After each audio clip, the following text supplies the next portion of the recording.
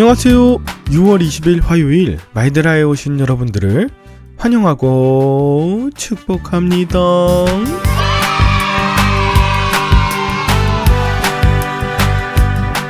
저는 어제부터 평촌 새중앙교회에서 하는 프레시 컨퍼런스에 참석 중인데요. 이번에는 혼자가 아니라 아내와 함께 참석하고 있답니다. 코로나 이후 많은 분들이 교회가 나아가야 할 방향성에 대해 고민하고 찾는데요. 교회 구성원과 소그룹이 직접 교회가 되게 하는 이 선교적 교회를 찾는 수백 명의 젊은 청년들과 젊은 목회자들이 모여 함께 기도하며 길을 찾고 있습니다. 참으로 큰 도전이자 가슴 설레이는 일인데요.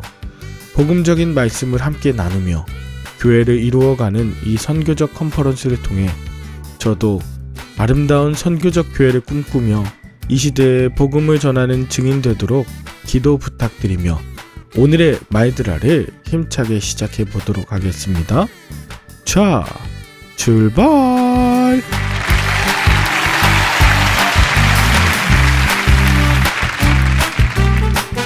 오늘은 사무엘하 6장입니다. 어제 다윗이 이스라엘과 유다의 통일왕국의 왕이 되었고 예루살렘을 정복하고 그곳을 수도로 삼았습니다. 거기에 왕궁을 세우고 새롭게 11명의 아들을 얻고 왕국의 기반을 다졌죠.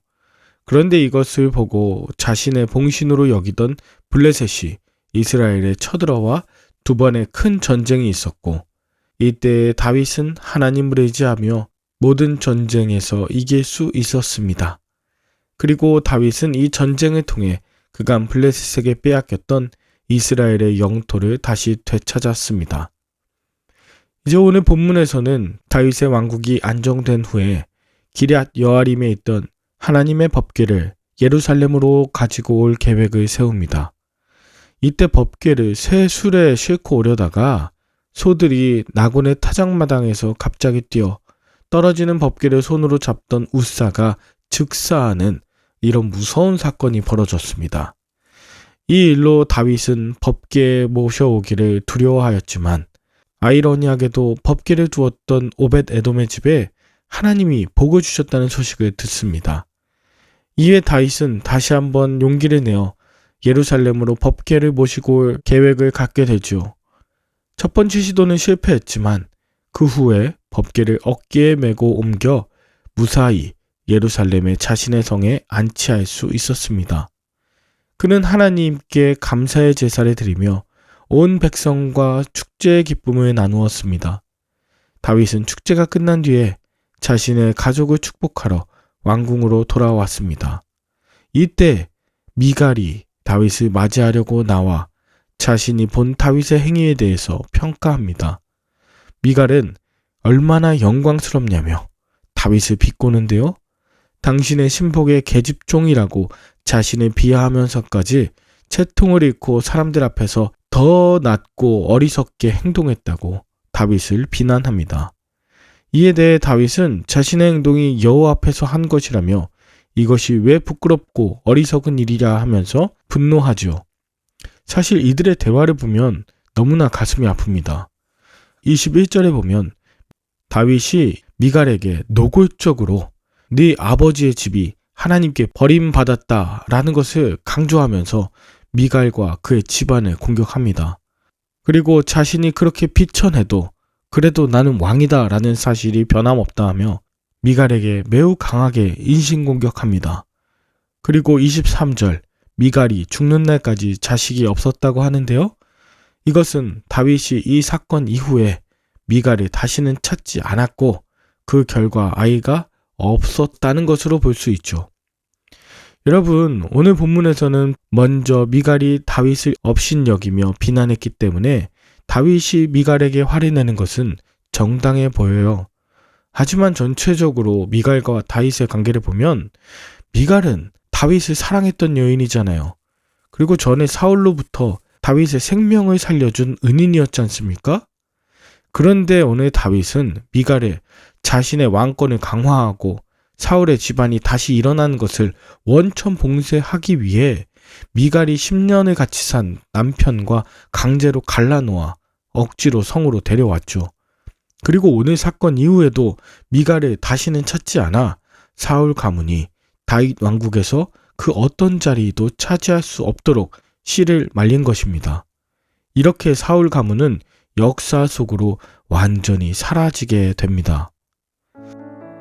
저는 오늘 본문 속에서 다윗을 성인으로 보지 않고 오히려 몇 가지 질문을 하게 되었습니다. 다윗은 왜 법궤를 자신의 성에 가져다 두려 했는가? 자신의 위치와 하나님의 권위를 동일하게 하고자 한 탐욕에서 비롯된 것은 아닌가? 원래 같으면 법궤가 예전에 있던 곳, 즉 실로의 성소였으니 그곳에 다시 가져다 주고 또 자신 때문에 사울에게 죽임을 당했던 노베 제사장들을 다시 회복시킬 수는 없었을까 하는 질문도 생겼습니다. 그리고 또 하나는 다윗이 예루살렘에 오기 전부터 헤브론에서 처첩을 많이 두고 자식도 많이 두었으면서 미갈과는 사랑하는 부부로 지내지 않았다는 것을 알 수 있어요. 미갈을 자신의 아내라기보다 사울의 딸로 여겼고 그 결과 부부라고 하기엔 정서적, 영적, 심리적 거리가 매우 멀었기에 이런 비난과 상처 주는 말이 생겼음을 알 수 있죠.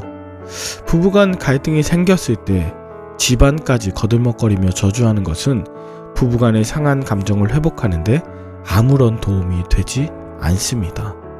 그럼에도 불구하고 저는 다윗이 하나님을 귀히 여기고자 했던 그 마음의 중심을 기억하게 되었습니다.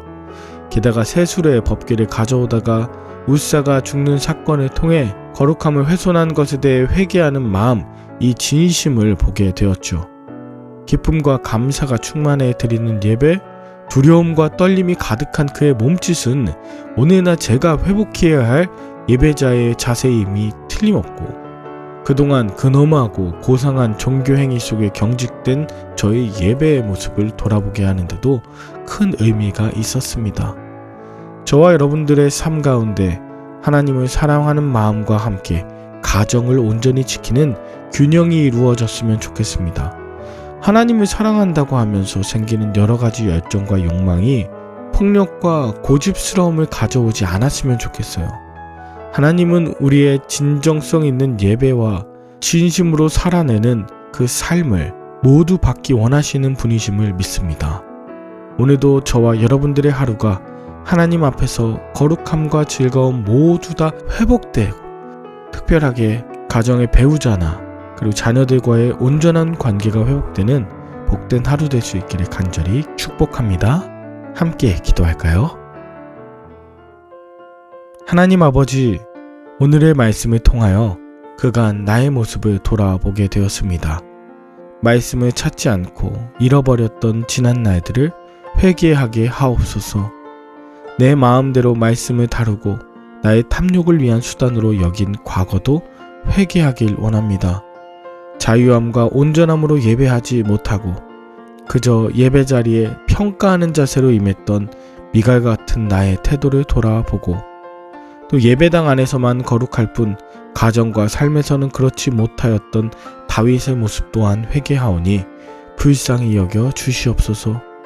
나의 삶을 통하여 하나님의 나라가 온전히 드러나고 전해지며 회복시켜 주시길 예수 그리스도의 이름으로 기도 올리옵나이다. 아멘. 오늘도 좋은 하루 되시길 바라며 저는 내일 다시 찾아뵙도록 하겠습니다. 샬롬.